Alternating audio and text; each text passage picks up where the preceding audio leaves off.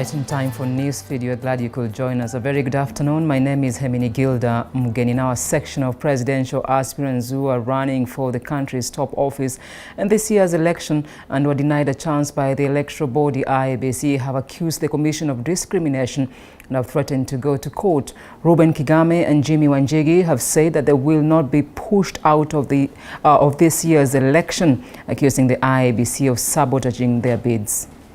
All aspirants in 2017, and that has been the law the Commission has applied in by-elections, including the clearance of candidates in the present elections.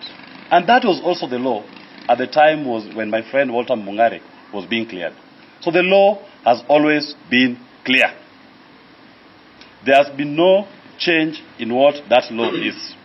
It only changes when His Excellency Jimmy Wanjigi appears before the Commission, and then they illegally seek to now move away from what is settled law on the definition of a university degree, that which themselves they had sought.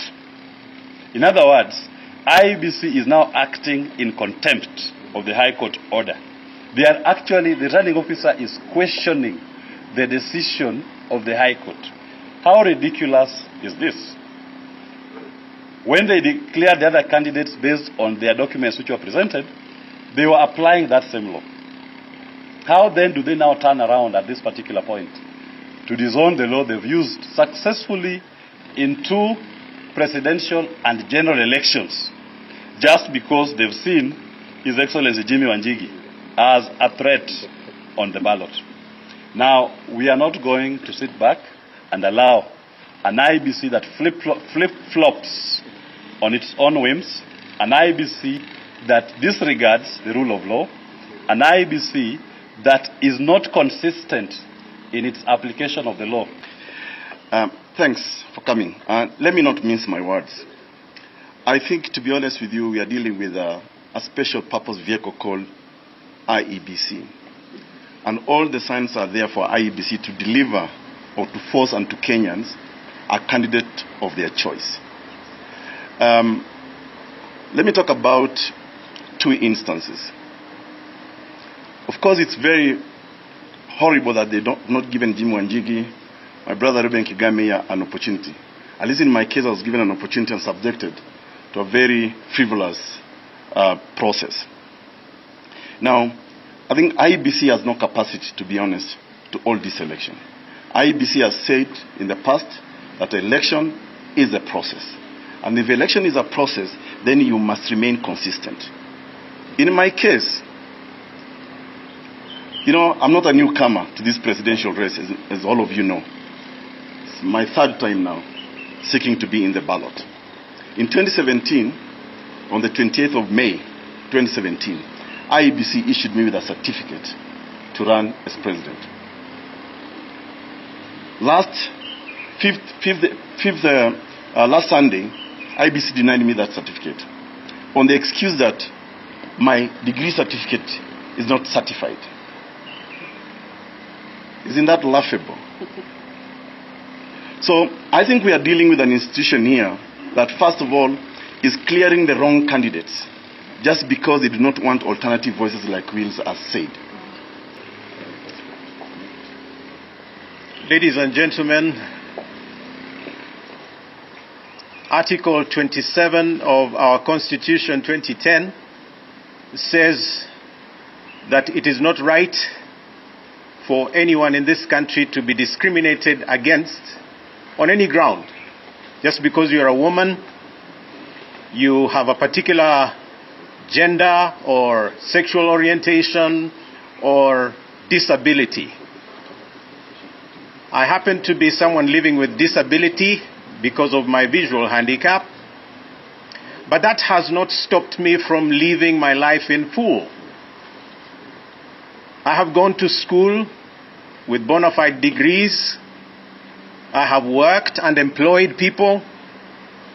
I have run a media house that I put up together myself.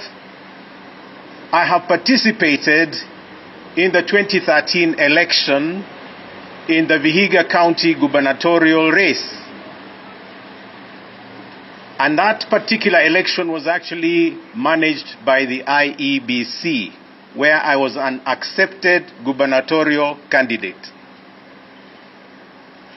Comes 2022, and I am not included on the ballot. The question is why? I have been included on the ballot before, but why this particular time? I rest it all on one person called Wafula Wanyonyi Chebukati. We saw an attempt by this government to regularize and manage NGOs under a new PBO Act. That fight climaxed in 2017 when we saw, after the general election and the debacle of that general election, certain NGOs and their offices being vandalized by KRA and the police. Oppression of the alternate voice. We saw, as an excuse for terrorism, that the government had failed to manage, draconian laws brought to our parliament to subject us to the previous Public Order Act that was very vicious in nature on our human rights. And that caused a lot of fights. Some of those laws were implemented, clawing back the reforms and the reform nature of the 2010 Constitution. Disgruntled presidential aspirants there accusing the IEBC of discriminating against them. Now, we had more than 40 presidential aspirants, and the IEBC has so far cleared only 4, including Azimio, flag bearer Raila Odinga, UDA's William Ruto, Roots Party leader Wajakoya, and the 4th one is Wahige Mwaura. Now, moving on, several gubernatorial aspirants from Mombasa County have been cleared by the IEBC to run for this year's election. UDA's Hassan Omar was cleared a few minutes ago. Speaking after the clearance, Omar said he will prioritize the port of Mombasa, promising to give the residents value for the port. Omar has also asked the IEBC to investigate claims of UDA's billboards being destroyed. Wiper gubernatorial aspirant Mike Sonko is expected to hand over his papers this afternoon. Let's cross over to Mombasa City County and listen in. Mimi naambia watu wa Mombasa msibahatishe. Sisi peke yetu ndio tunaweza kuiregesha hii poti. Hawakuangazia masala ya ardhi. Tulimpa Raila Odinga kura hapa Mombasa ili kuweza kutatua swala la ardhi. Alipokuwa na waziri wa ardhi James Orengo, yeye na James Orengo walinyakua ardhi Lamu wakiongojea lapset.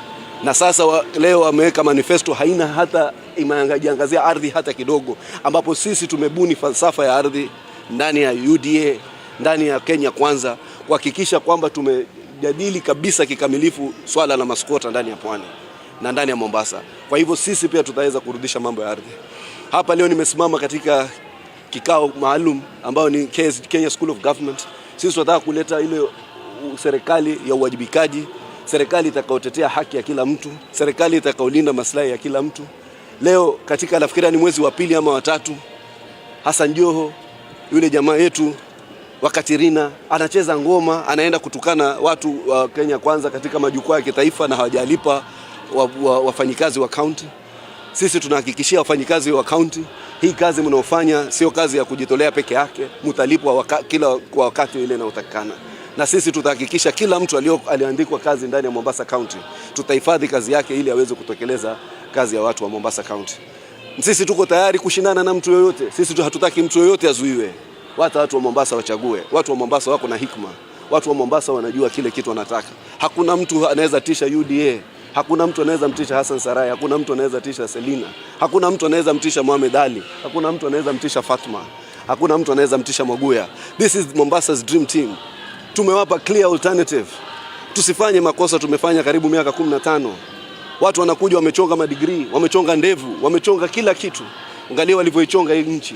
Angalia walivyoichonga hii Mombasa. Tunawaomba, tunawaridhia. Hii ni decisive election. Sio sisi mambo ya kushinda wala kupoteza. Tusipoteze umri wetu, tusipoteze umri wa vizazi vyetu. Vizazi vyetu tu wamepoteza uhai wao miaka 15 ya ODM na chungwa bovu. tunawaomba tupatie vizazi vyetu hai, sisi tusipoteze hii election, ili manake tukipoteza tumepoteza vizazi vyetu na future yao na maisha yao. Kwa hivyo mimi niko na imani sana lakini kwamba hii ni election, sisi tutaibuka washindi.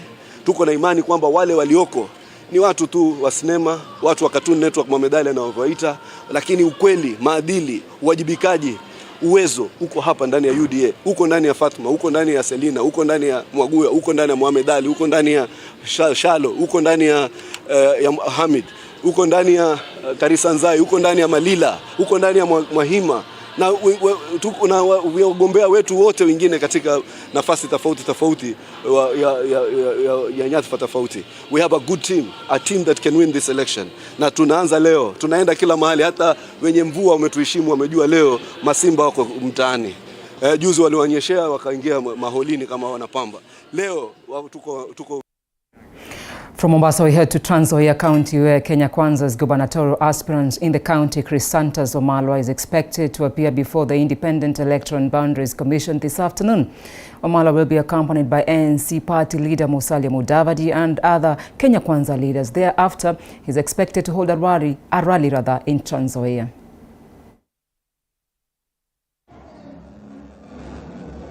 Good afternoon, Gilda Mgeni, and we're coming to you live from Trans Nzoia County at Kitale Museum, whereby the IEBC officials are continuing with their exercise in readiness of the August 9th election, just to clear all those aspirants who are eyeing elective seats in August. And remember, today is the deadline for all the gubernatorial candidates who seek to vie in various positions. And we're joined by the county returning officer just to bring us to speed. So far, how has been the exercise? Briefly introduce yourself and tell us how's the exercise been.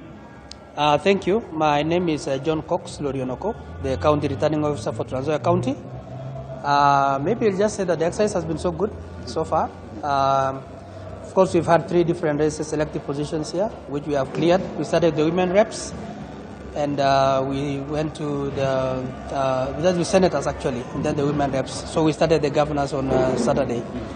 So far we had a total of 7 candidates who showed interest in the gubernatorial race, and so far we have cleared 6 of them, and we are left with 1 candidate to come this afternoon.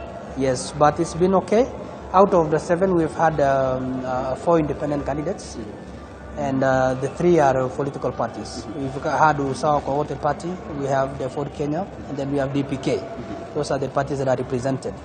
So far we have had a very smooth running. Of course, a few challenges, especially from the independent candidates, maybe lists of supporters, issues of being in a political party when you thought you are an independent, maybe the supporter is in a different party.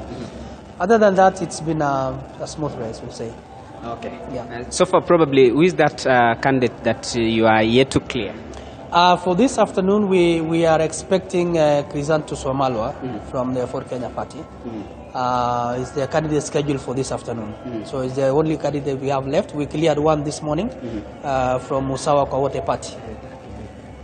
Yes. Okay, thank you. You've had it clear from the county returning officer, and I want to move slowly just to bring our viewers to speed in terms of Chris Wamalwa entrance is making its way to this venue, and we getting it clear. We just want to get the convoy as it makes its way here, and so far here the people, they are coming, they're arriving at the venue, and just that is the entrance of the gubernatorial candidate.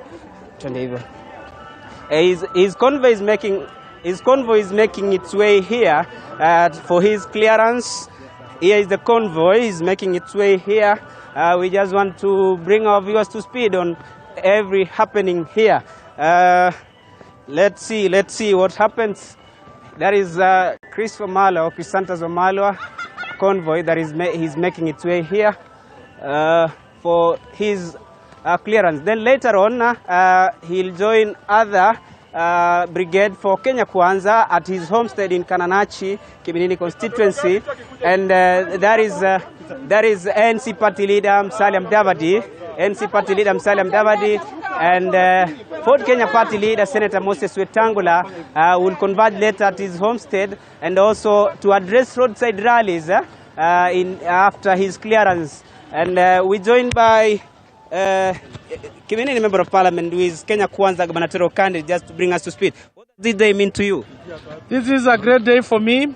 It is a beginning. It's the governorship of Trans Nzoia County. I want to thank the Almighty God for the support He has given us and the grace. I'm here with my wife, Flora Wamalwa, and I'm also here with a running mate, who is a woman and who is a youth, who is bringing new change in Trans Nzoia County. Her name's Joyce Keter Cheruto. Maybe she says something. Briefly, let's hear from the running mate. Thank you very much. Yes, sisi tuko tayari leo, tumekuja kupeana makaratasi yetu kwa IEBC na tuko na imani yote itakuwa sawa leo hii. Asante. What next, Governor, after your clearance? Today we started with a word of prayer. We want to thank the Almighty God. We had our Bishop, His Lordship Maurice Anthony Crowley, who had done Mass for us. We've just come from the Cathedral Immaculate. We are now blessed. So we've just come here to present our papers. After clearance from here, we'll do a round in town to salute to the great people of Trans Nzoia County for their support, for their prayers. Then from here, we'll be heading Kiminini. As we say, leadership hii lazima upeleke kwa nyumbani kwa boma. Sasa tunapeleka kwa boma na huko vile vile we have an interdenominational prayer service that is going to be there. We have the PCA, we have the Pentecostal, we have the PEFA, we have the Deliverance Church. So that is where we are going to have the mother of all, and we expected to have our leading party leaders. Moses Masika Wetangula will be there. Also, we are going to have Mheshimiwa Musalia Mudavadi will be joining us. Governor Sang will be joining us. Governor Mandago will be joining us. This is the way to transformation of Trans Nzoia County. We expect young leadership. We expect new leadership, a leadership of integrity, a leadership of family values, and a leadership that will provide servant leadership to the great people of Trans Nzoia County. We want to transform this county. Okay.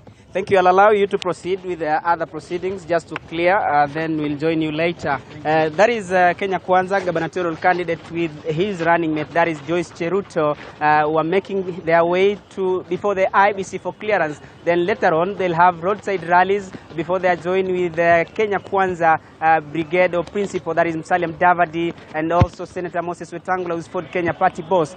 For the interest of time, I take it back to you, Hemgilda Mgeni.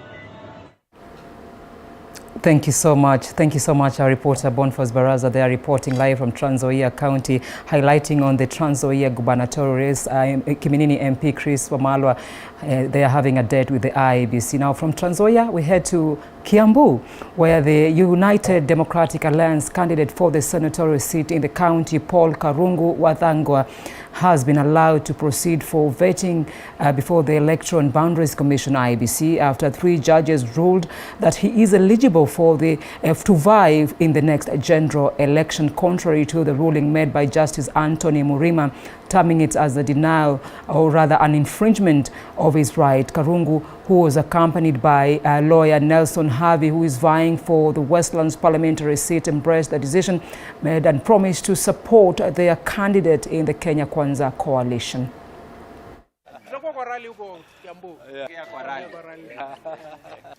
To you and the entire country, that the order that had been initially given by court barring Paul Karungu Wathangwa to run for Senate Kiambu County has just been lifted by a 3-judge bench. We're very pleased because the court appreciates that a final order cannot be made before parties have been heard. It was of course a very far-reaching order in the sense that it was taking away the right of a citizen to run for political office before the question of whether he should be cleared by IEBC or not is hardly determined. So we're very pleased because then IEBC has been given the green light to process his papers, to clear him so that he can contest the forthcoming election. Majaji watatu wamesema kwamba ule uamuzi ulikuwa umetolewa na judge moja, Justice Anthony Murima, kumzuia mgombezi wa UDA anayegombea kiti cha useneta wa Kiambu umetupiliwa mbali. Nisha kwamba yeye ako na haki ya kuenda katika msimamizi wa IEBC katika kaunti ya Kiambu na kuwakilisha makaratasi yake ili yaadhinishwe kuwa mgombezi wa UDA. La msingi ni hili. Mahakama imesema kwamba tume ya IEBC ndiyo iko na uwezo wa kusikiza maombi ya mgombezi yote. Also, Nyandarua Governor Francis Kimemia has been cleared by the Independent Election and Boundaries Commission to defend his seat in the August general election. The governor, who will fly the Jubilee Party flag in the contest, expressed his commitment to continue with his development agenda if he is re-elected. He underscored the need for leaders and politicians to be tolerant and respect other people with divergent opinions. He further called on the Interior Cabinet Secretary and other security agencies to be firm on politicians who incite members of the public or even those planning to use campaigns to cause violence. Nabakisha miaka 5 peke yake katika hii kaunti. Najua kwamba wananchi wa Nyandarua watanipatia hiyo round 2 niweze kumaliza miradi ambao nilianzisha na ambao namshukuru Mungu imeweza kufanyika kwa huyo muda mfupi ambao tumekuwa katika serikali, tukiwa pia na changamoto ambazo zilitukabidhi, lakini tumefanya mengi kuona kwamba hatukurudi nyuma, tutaendelea vizuri. Round hii tuta make sure kwamba tupate speaker ambaye atatusaidia kuendesha kaunti yetu. Hapo mbele nimekuwa na shida mingi, lakini nitoe pia shukrani kwa wale MCAs ambao walinisaidia na tukaweza kufanya ile kazi ambayo tumefanya, hata kumekuwa na hizo funjo ambazo zilikuwa zikitoka kwa mtu mmoja katika hii kaunti. Siwezi kusahau kusema hivyo, funjo ilikuwa ni mtu mmoja, na tunaomba Mungu ya kwamba round 2 tupate speaker ambaye atashirikiana na serikali yetu kuona kwamba tumeendesha kaunti yetu vizuri.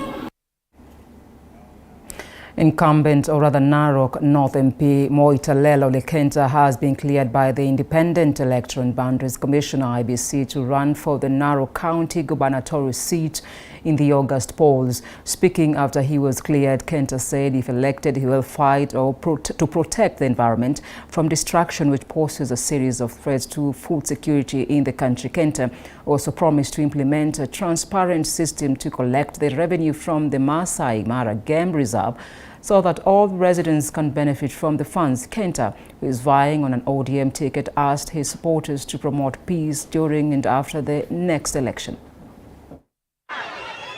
Hiyo amani tumekuwa nayo miaka 15 kutoka 2007 tangu nisimame, itaendelea, hakuna mtu atajaribu. Na sisi Azimio tutafanya kazi kwa amani, hakuna mtu ambaye atasumbuliwa. Na nataka kuambia UDA, sababu nasikia tu wanataka kutengeneza fujo ndio walete shida hapa, sababu wanaona wanashindwa, wasidhubutu. Kazi yangu ni kutengeneza uchumi. Ndio mama mboga ila anasema aweze kupata customer, sababu bila customer hakuna kazi kwa vijana na mama na wengine. Basi ni nani atanunua hiyo mboga? Kwa hivyo lazima kila mtu apate biashara, apate kazi, apate kila kitu. Mambo ya Mau Forest sitaki kusahau hiyo, sababu ni muhimu sana. Na ningetaka kumwambia Raila asante sana kwa kuturudishia Mau Forest. Nataka kumwambia Rais Uhuru Kenyatta asante sana. Nataka kumwambia Tobiko asante sana na viongozi wengine wote. Kama hatukurudishiwa Mau Forest, mnajua hata sasa mngekuwa na maji hapa. Mnajua hata mngelima hata chochote. Hata ile M20 na kila kitu. Sasa tunasema hakuna mtu ataingia Mau Forest tena. From Narok, we go to Kilifi County, where a Kenyan of Italian origin is among 5 gubernatorial candidates who have been cleared by the Independent Election and Boundaries Commission in the county to contest in the next general election. Franco Esposito, popularly known as Kasoso Baya, is contesting for an elective post for the 3rd time. His first contestant for the Magarini parliamentary seat in 2007 and lost before contesting again in 2017 and lost to Michael Kingi, the current MP for Magarini. This time he chose to go as an independent candidate and is confident of becoming the 2nd governor of Kilifi after the current governor Amason Kingi who is on his second and final term in office. Those who were cleared include former devolution CAS Gideon Mongaro of ODM, Malindi MP Aisha Jumwa affiliated to UDA, lawyer George Kithi of PAR Party, Franco Esposito Kasosobaya, and engineer Zombo Mbaru of Safina Party. This is my appeal, and we are already working closely with all stakeholders. Our campaign will be very, very simple. We are going to go around all the 7 constituencies, and we are going to speak to the people. It is going to be door to door. No big baraza, no big meeting, which is mainly for the show. We are going to go door to door and meet the people and convince them that it is the best choice for them. Of course, we will follow up the tradition of the Mijigenda, which will make some nice CD where they can dance at night while drinking a little bit of pombe. And we will communicate with them mostly on the radio. So in case of any complaint ama dukuduku, zile chapter 6 institutions including ASCC, DCI na investigative institution, hizo ndo zitazichukua hizo documents, zizifanyie uchunguzi, alafu kabla ile gazettement, kuna ile communication ya kama utaweza kulijibu ni kwa nini certificate zako zina hitilafu fulani.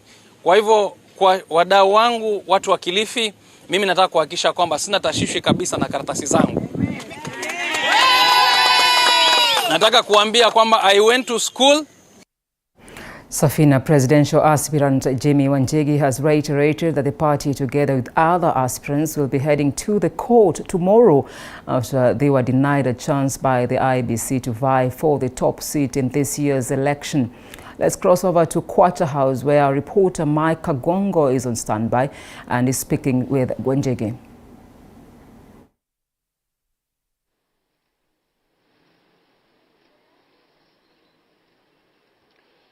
Yes, Gilda, indeed I can get you loud and clear from Westlands here in Nairobi. Thank you so much. We are coming live from Jimmy Wanjigi's residence here at Kwacha House.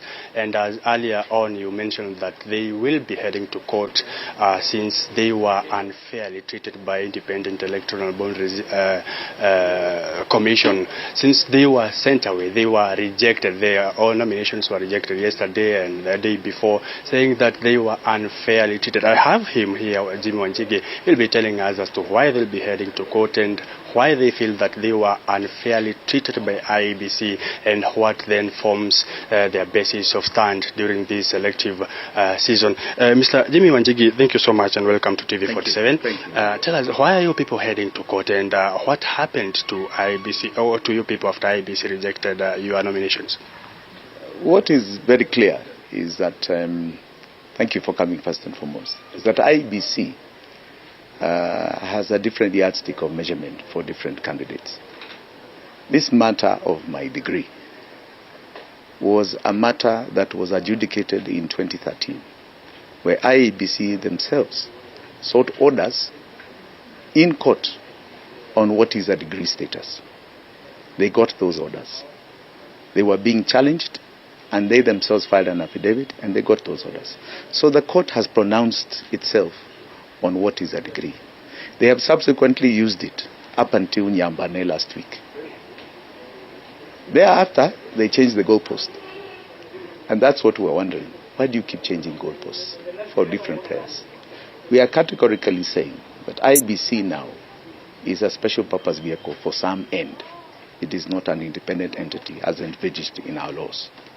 And we are also adding that because of that, we are just going to them to enforce a court order that they themselves sought. So it's a very simple matter. According to the law, a degree is a requirement by for a presidential aspirant. You knew that you don't hold a degree as a certificate. That is not correct. We went into, that is not correct. We went into this race very clear that we have got a degree. We went into this race very clear on what the requirements, statutory requirements of IEBC are. So what you are saying is incorrect. I'm telling you, a degree has been identified and a court order was pronounced all the way back in 2013 what it is. An order that IEBC sought, and they have. So we have got that, my friend. We are going to them to just make sure that they enforce a court order that they themselves sought. And they, I'm sure, will adhere to it. Your case is about degree and certificates. Degree and signatures, sorry. So are you going to court to find the solution for degree or for signatures? No. You see, it's an appeal process. They gave us the issue of degree, and that is a court order, so it's simple enough. The other issue they mentioned was 2 counties, of which we completed yesterday. They said that we had 1 county that did not have 7 people. We had 7 people incorrect of 2,000. Those names were supplied yesterday. So that matter is now closed. We are going to be on the ballot. That I can assure Kenyans, I can assure supporters. And I want to say that we were ready for this. We were ready for them. We knew there were going to be situations like this, and we were ready for them. On the basis of that, I also want to assure my supporters that these are normal routes. The road to State House is a very bumpy one. The previous occupants have faced very many challenges. Very many. Jomo Kenyatta himself left prison to go and be a president. That was a challenge. Mwai Kibaki was in his bed after an accident for 2 months before he became president. The current holder was an ICC suspect for over 4 years. An ICC suspect for the worst crimes of humanity. So these are bumpy roads and normal roads to achieve greatness and the road to State House. Lastly, do you think there is another force that is acting against IEBC, or IEBC is acting by itself? When you see a subjective application of the law, then it is another force. It is no longer an institution. And we have articulated who that force is, because we believe it is the force that wants to sustain itself in power, wants to remain in power, kinyume cha sheria, contrary to the constitution of this land, that you must vacate after 2 terms. Somebody is trying to extend his term, and we are a problem to that extension. Asante sana. Thank you so much. We wish you well. Thank you very much. Thank you so much. Gilda, that is Jimmy Wanjigi actually articulating his issues, and he says he'll be heading to court either today or tomorrow with his lawyers and actually Okuru Aukot and Ruben Kigame. So we'll be waiting to see what unfolds after today and tomorrow, and if the IEBC is actually playing its role and not expecting maybe to be to act with other agencies of the government. Back to studio from Westlands, my name is Mike Kagwango. Thank you so much. Our reporter Mike Kagwango reporting there from Westlands, speaking to presidential aspirant Jamie Wanjigi, who insists he will be on the ballot. And that story takes us to a very short break. We'll be right back.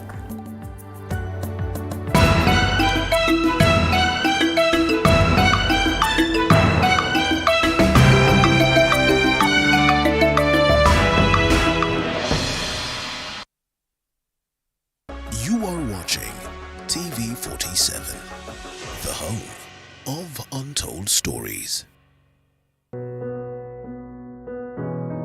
Despite being visually impaired, he is a jack of all trades. It is our quest to find answers on how to take care of children with special needs and those with disability.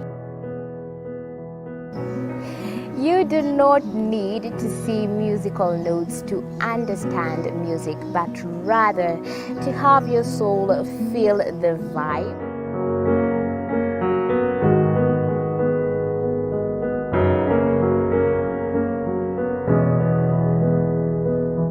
Actually, for us to make a wheelchair, we have to take measurements of the user. After doing my assessment, I get to know the parent, I get to know the heaviness she's carrying.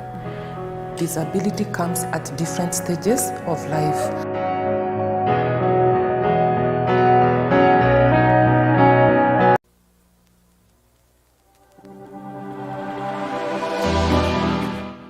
Well, do you know what's happening around you? Morning Cafe with heated political debates. Baraza la Siasa. Hiyo kitu azungumzie, angalie hali ya maisha ya watu. Informative health discussions. business, farming, Tasty Wednesday, Fitness Thursday, and Feel Good Friday with amazing DJs, celebs, waimbaji, kuna comedians, alafu kuna wajinga, and music bands every Monday to Friday from 6 a.m. to 9 a.m.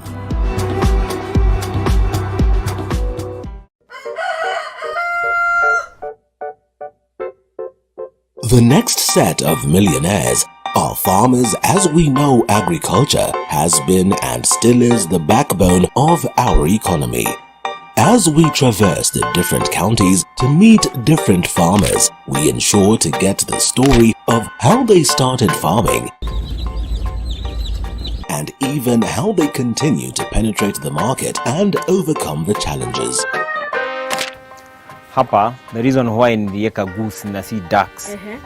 Goose, they are very easy to maintain. A lot of farmers keep on calling, inquiring whether you're supposed to raise some seeds in the nursery or you're supposed to do them directly in the field. The greenhouse helps us control the temperature because the temperature needs to be between 28 to 32 degrees. Walk this journey with us every Sunday at 6:30 p.m. It's no secret, construction ain't cheap. Welcome back to the broadcast. Now, LAMU Governor Fahim Tuah has asked the Independent Electoral and Boundaries Commission, IEBC, to conduct free and fair election, which will in turn lead to credible elections that will give confidence to all candidates, regardless of whether they win or lose in the polls. Speaking after being cleared by IEBC, Tuah has said that credible elections will give confidence to all candidates, regardless of whether they win or lose in the polls. And he has also urged politicians to sell their policies rather than inciting Kenyans along tribal lines. Tunaomba wananchi wote wafanye hizi kampeni kwa utulivu na kwa amani, na sio Lamu peke yake, Kenya nzima. Sote ni ndugu, watu wamoja, ndugu moja, na hakuna haja ya kuchukiana sababu uongozi ni sera tofauti. Inaweza kuwa mtu kiongozi mmoja ataka kuongeza madeski darasani, mwingine ataka kuongeza vitabu. Haimaanishi mmoja anachukia watoto au mwingine anapenda watoto. Sote tunapenda watoto. Lakini sasa wananchi tatagua lipi ndio dharura zaidi kwao. Tununue madeski ama tununue vitabu. Ile sera, tuuze sera. Tusiuze ukabila na dini na kuingiza chuki na kugawanya wananchi kwa misingi ambayo hayana maana.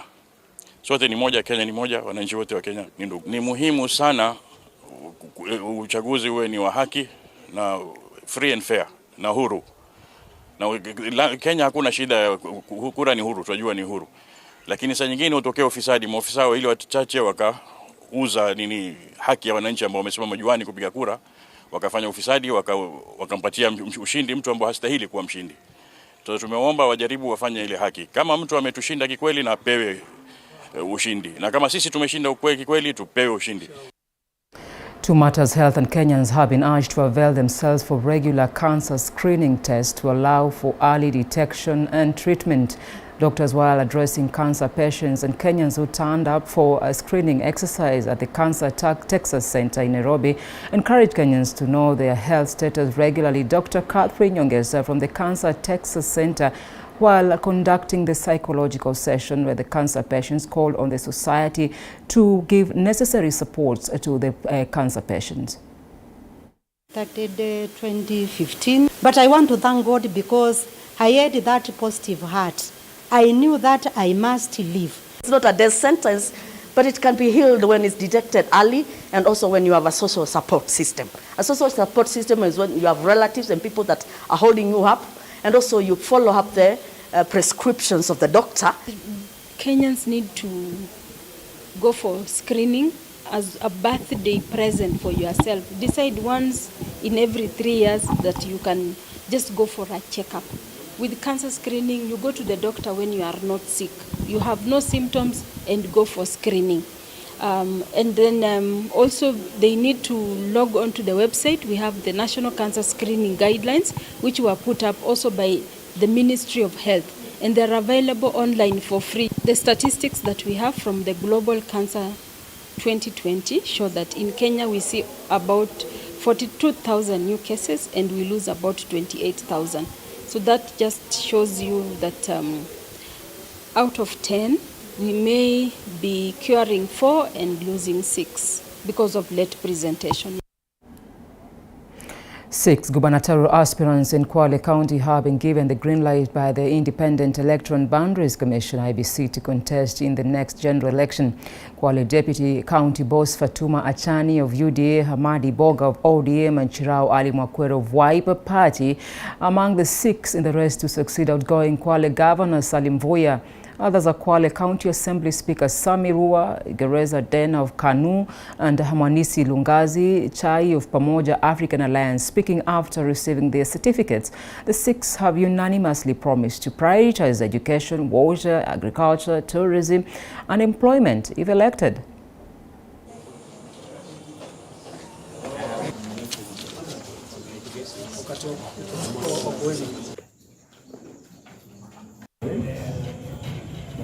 Tumeanzisha mambo ya kutengeneza mabwawa ya maji ambayo tumechimba ya kutosha, lakini pia hayajatosha katika kaunti. Vile vile nitaendeleza azma ile ya kuhakikisha maji yanapatikana kila mahali, na vile vile pia kuboresha hospitali. Tumeanza na hospitali 30, sasa hivi tumefika na hospitali 150. Hospitali zile zinataka kuboreshwa zaidi. KWALE itakuwa na viwanda vingi kweli kweli, ili vijana wapate ajira, wakubwa wapate ajira, biashara ziwe na manufaa zaidi. Kuhakikisha kwamba tunaboresha shule zetu na elimu yetu iwe si bora elimu bali elimu bora, na tuhakikisha kwamba kila mtoto wa KWALE anaingia na anabaki darasani. Kwa hivyo sisi tumetoa our pledge kwamba hiyo within 2 years tukiwa katika serikali, KWALE itakuwa inaweza kucollect at least 2 billion kila mwaka kwa sababu ya zile interventions ambazo tutaweka kufufua utalii, kuleta viwanda, kuhakikisha kuna ajira ya kutosha. Kwa kuwa wakaaji wengi wa KWALE wanategemea kilimo. Kwa hivyo tukiweza kuboresha kilimo, inamaanisha wakaaji wengi wa KWALE watakuwa na mapato. Na tutaweza kuboresha kilimo kama tuhakikisha kuna maji ya kutosha kufanyia kilimo biashara. For the governors, tulikuwa na 6 out of 6. We have cleared all of them, and hapa hakuna mtu tuli reject. So for the governor position, out of the 6, we have managed to clear all of them. Chama cha Kazi party leader and Gatundu South MP Moses Kuria now wants preparations towards the August 9th poll stopped until the Electoral Commission addresses alleged irregular transfer of voters, or rather claims of transfer of voters in its electronic register. Kenya Kwanza coalition that is led by Deputy President William Ruto has been up in arms with IEBC over the suspected illegal transfer of voters that they argue largely affects voters from regions they claim to enjoy more support. The Gatundu South MP accused the government of using state agencies to advance rigging of the election, citing that the scheme was being executed through the Ministry of ICT, Innovation and Youth Affairs. They were speaking after his clearance to vie for Kiambu governor's position at the Kenya Institute of Science and Technology, where Thika Town MP Patrick Wainaina, who was also cleared, Kuria further accused IEBC of providing very scanty information regarding the election process. And I think that is now here with us. The price of freedom is vigilance. We should be vigilant. We are not out of the woods. I cannot look at you in the eye and tell you confidently that somebody is not trying to tamper with this election. Maybe it's misguided. Maybe it's misplaced. But the only way is for IEBC to avail themselves for this engagement so that we can be able to come up with our evidence and they can be able to respond to that evidence. We don't have another country. So we cannot allow them to ban the country we have. It's such a serious issue, seriously speaking. Now we've been cleared, and I can say that Kiambu, watch this space. Here we come, and we are going to do campaign like no other. But apart from the campaign, we say that we want to change Kiambu. We want to make Kiambu the manufacturing hub, the place where people have got jobs, the place where people can do 24-hour economy, where you have got proper agriculture, proper industry, where we can be able to do agro-processing industry. To a very sad story, and 5 people have died after a cargo train rammed into a lorry that was crossing the Kihunguro rail line at RUIRU, Kiambu County last night. 12 other people are nursing serious injuries at various hospitals in the area following the accident that is believed to have been caused by a lorry that developed mechanical problems and delayed to cross the railway line. The deceased and the injured were all construction workers who were being ferried by the lorry driver to their various home routes. According to the witnesses, efforts by a section of the workers to flee danger were too late as they were crushed and died on the spot, while others were left nursing serious injuries. The incident was confirmed by Kiambu Police Boss Mushangi Kioi and condemned by RUIRU MP Simon Kangara, who blamed the constructor overseeing the construction of a highway in the area for failing to put up warning signs for road users. So hawakusikia, akapitisha miguu dere, akapitisha miguu mbili za gari, alafu sasa za nyuma gari kakosa kuguruma. Sasa ndio tukaanza kuambia watu waruke, wakaruka wakaketi pale chini, lakini nimeona tu picha mbaya yenye sitataka kuona kwa maisha yangu. To us, it seems the driver underestimated the speed of the oncoming train, which was coming from Thika direction, ending towards Nairobi. So, at that juncture, the lorry collided with the train, and some of the passengers who were inside that lorry, they tried to jump. So, in that process, they were crushed by the train. Hili si jambo la kwanza kutendeka hapa. Katika eneo hili nimesimama hivi majuzi pale nyumba iliporomoka na tukapoteza maisha vile hata hawa watu hawajazikwa, na sasa hii janga hili limetokea. Lakini kwa upande wangu ningeuliza wanakandarasi wale wanafanya kazi eneo hili, hasa hapa wanatengeneza daraja, wazingatie ile mikakati ya usalama, kwa sababu ukiangalia hapa hakuna kizuizi au kitu chochote kinachoonyesha dereva wa magari haya anapita hapa na mizigo kuwa gari moshi linakuja. Very sad indeed. May their souls rest in peace. Now, NZOIA Agriculture CC Mary Nzomo now says farmers must incur huge losses this season due to the invasion of fall armyworms in the area that is being experienced in the region. A number of counties from North Rift region, some parts of Western, have experienced the pest invasion for the last 3 months, with farmers calling on the government's intervention in combating the situation. In addition, the CEC, together with other stakeholders, have called on the farmers to ensure their crops against such eventualities. The leaders were speaking during an MOU signing between the county government of NZOIA and Apollo Agriculture. There is need to worry because kuna wakulima wamepanda nyuma, na when the crop is very young, the damage is adverse. So tunaambia wakulima as soon as wakiona tu mdudu ama dalili ya mdudu wakuje. Sisi tumejaribu juu chini kupitia partnership with the national government.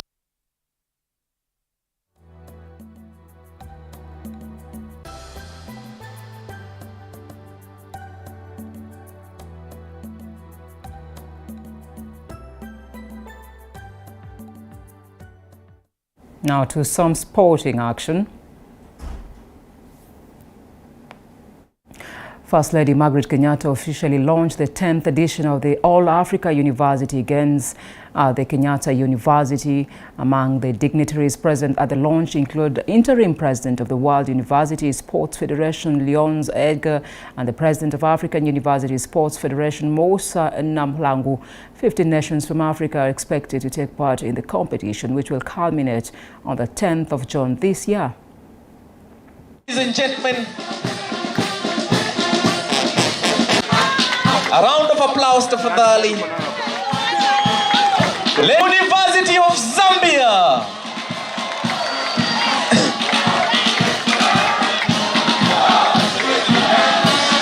A round of applause for you. I'm pleased to see such great participation and attendance of these games, which has attracted participants from over 50 different university teams and 15 countries across the African continent.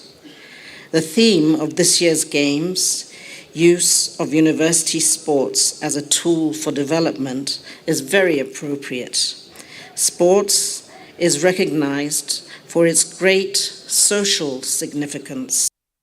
As for the Kenyatta University men's football team secured a 1-0 victory against Guinea's Gama Adel Nasser in the opening Group A match of the 10th edition of the All-African University Games. Bill Clinton scored the solitary goal of the match in the dying minutes of the game to hand Kenyatta University the victory.